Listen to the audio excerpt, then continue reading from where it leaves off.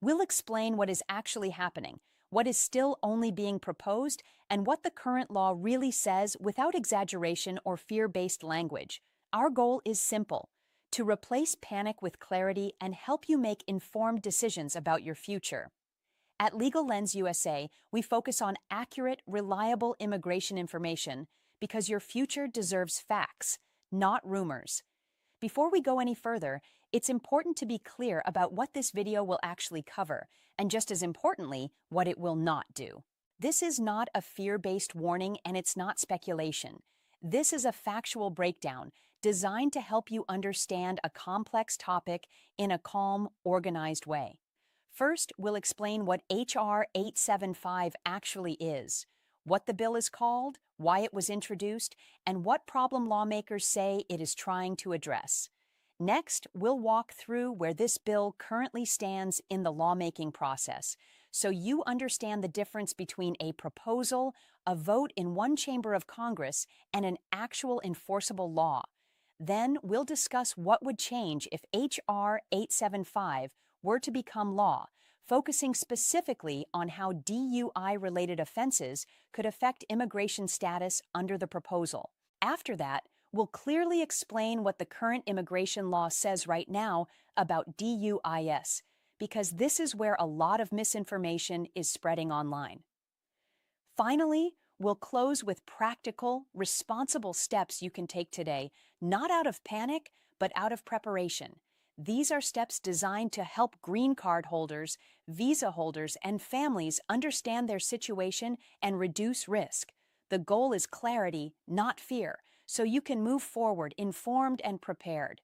HR 875 is a proposed piece of federal legislation introduced in early 2025. Its full bill name clearly outlines its purpose: to amend existing immigration-related provisions under U.S. federal law. Like all bills introduced in Congress, HR 875 began as a proposal, not a rule, and its impact depends entirely on whether it completes every step of the legislative process. On June 26, 2025, HR 875 passed the U.S. Senate House of Representatives with a recorded vote signaling that a majority of House members supported moving the bill forward. However, passing the House is only one stage. After House approval, a bill must be reviewed by the Senate, where it's typically referred to a specialized committee. In this case, HR 875 is currently under review by the Senate Judiciary Committee, which handles immigration and constitutional matters. Importantly, the Senate has not voted on HR 875. Because of that, the bill has not been sent to the President, and it has not been signed into law. To become law, a bill must pass both the House and the Senate in identical form and then be signed by the President until all of those steps are completed. No legal changes occur. Clear fact: HR 875 is not law at this time, and it does not currently change immigration rules or legal status for anyone. If HR 875 were enacted into law, it would introduce major changes to how DUI-related offenses are treated under U.S. immigration law. Most notably, the bill would create new grounds of inadmissibility based on DUI offenses. This means certain individuals could be denied entry into the United States or refused visas solely because of a DUI, even if the offense is classified as a misdemeanor under state law. The bill would also establish new grounds of deportability, allowing immigration authorities to initiate removal proceedings against non-citizens with DUI histories. These provisions would apply to both misdemeanors and felonies, and not only to formal convictions, but also to cases where a person admits to the conduct during an immigration or border interview.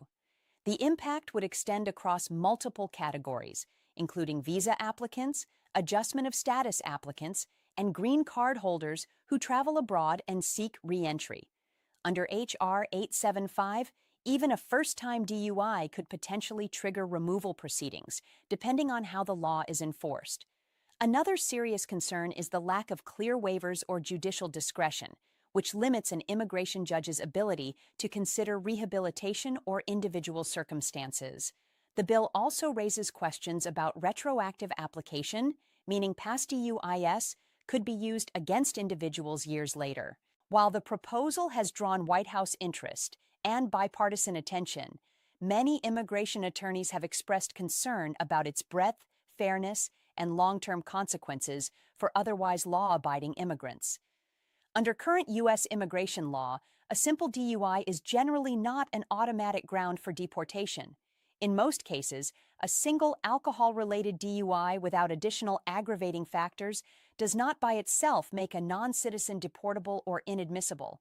This distinction is important because immigration law focuses not only on the offense itself, but on the surrounding circumstances. However, DUIs can become serious immigration problems in specific situations. Multiple DUI convictions may raise red flags about public safety or alcohol dependency. Drug-related DUIs, including driving under the influence of controlled substances or prescription misuse, are treated far more harshly and can trigger inadmissibility. DUIs involving injury, property damage, or other aggravating factors such as excessive speed can also increase immigration risk. Additional issues like driving without a valid license or having a child in the vehicle may further complicate a case. DUIs can also affect naturalization applications where applicants must show good moral character during the required statutory period. For undocumented immigrants, a DUI arrest often leads to ICE contact through local law enforcement. Green card holders traveling internationally may face extra scrutiny at reentry, even if the DUI occurred years earlier. The key point remains, current law still applies today until any new legislation is enacted. Existing immigration rules, not proposed bills, govern how DUIs are evaluated. HR875 has generated significant concern among immigration professionals because of its extremely broad scope and the way it reclassifies DUI-related conduct under immigration law. Traditionally, DUIs have been evaluated on a case-by-case basis with careful attention to intent, harm, and surrounding circumstances. HR875 would move away from that approach by treating DUI offenses similarly to far more serious crimes, regardless of whether anyone was injured or whether the offense was a first-time misdemeanor. One of the most troubling aspects of the proposal is that it would remove discretion from immigration judges. Judges would have little to no ability to weigh rehabilitation, time passed, family ties, or community contributions. This rigid framework raises concerns about fairness and due process. The bill also introduces a retroactive risk, meaning past DUI incidents, even those resolved years ago, could suddenly carry immigration consequences.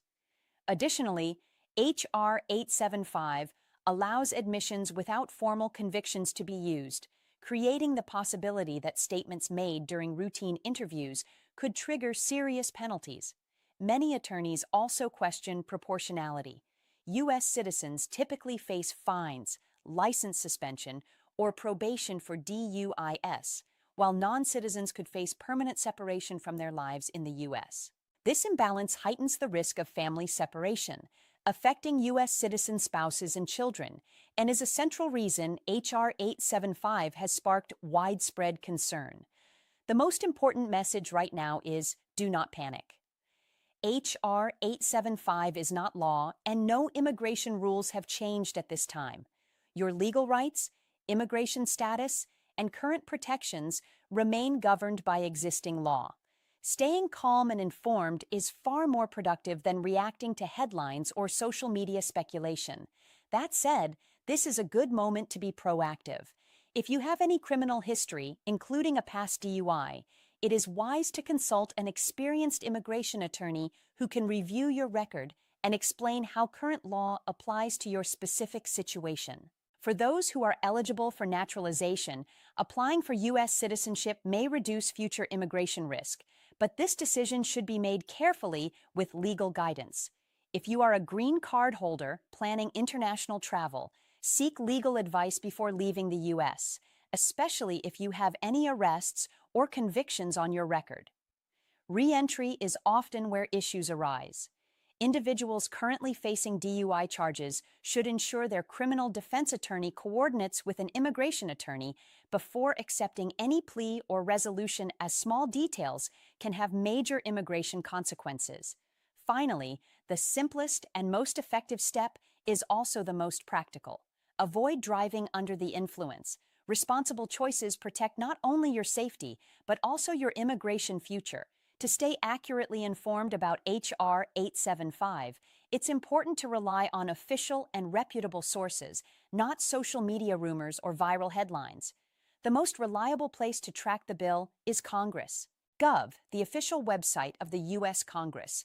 There you can view the bill's text, current status, committee activity, and any recorded votes in real time. In addition, following organizations like the American Immigration Lawyers Association, AYA, can provide valuable professional insight.